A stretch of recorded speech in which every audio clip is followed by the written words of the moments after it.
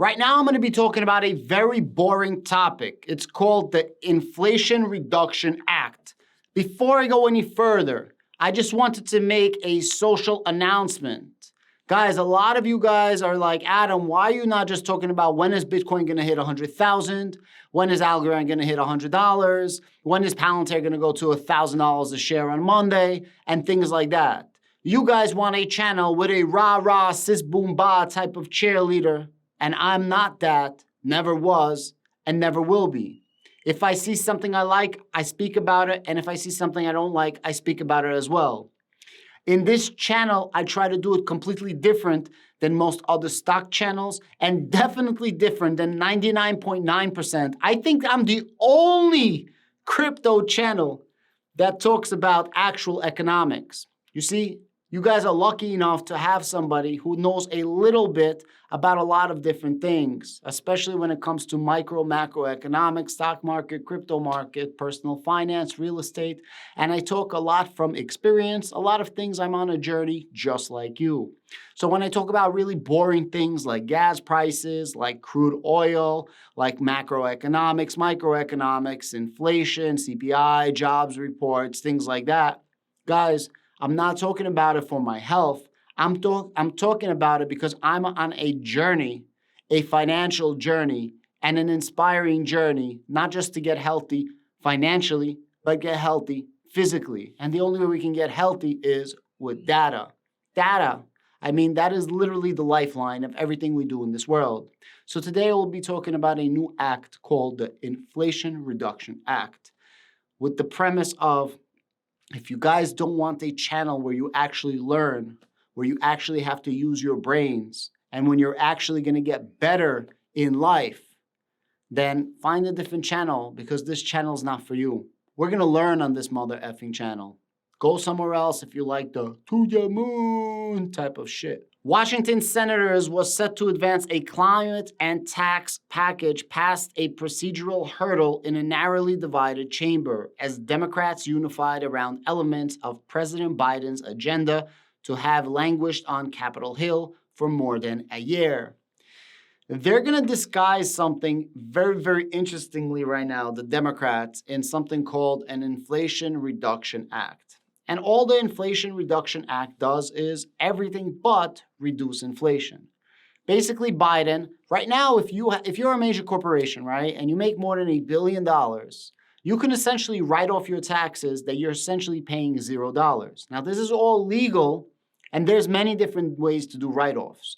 You might not actually be paying from your pocket, but these write-offs mean something. There's a reason you're getting these write-offs. There's an incentive.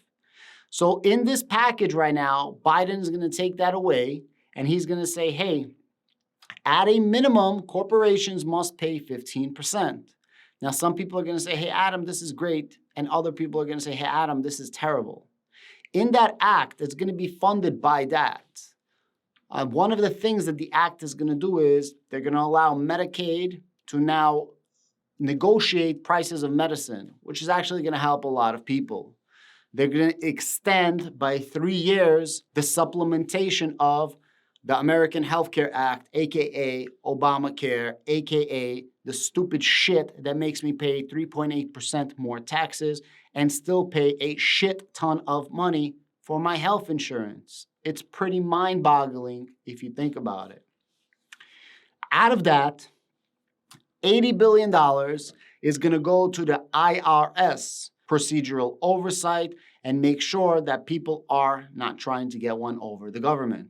Now, a lot of people are going to get worried. So President Biden and the head of the IRS both said not a single person making less than $400,000 per household will be affected in any way, shape, or form, in the form of paying more taxes or getting additional audits. The IRS says that we are underfunded, we are understaffed, and we are ill-equipped to do what we got to do and chase tax evasion. Now, the tax evasion that they're going to be chasing is not small business, but large mega corporations, and they will not target any household that's making under $400,000.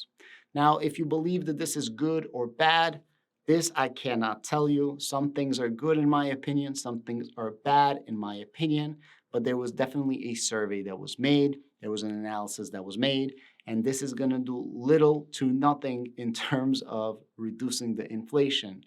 Part of the act is also going to reduce small amounts, the national debt, national deficit.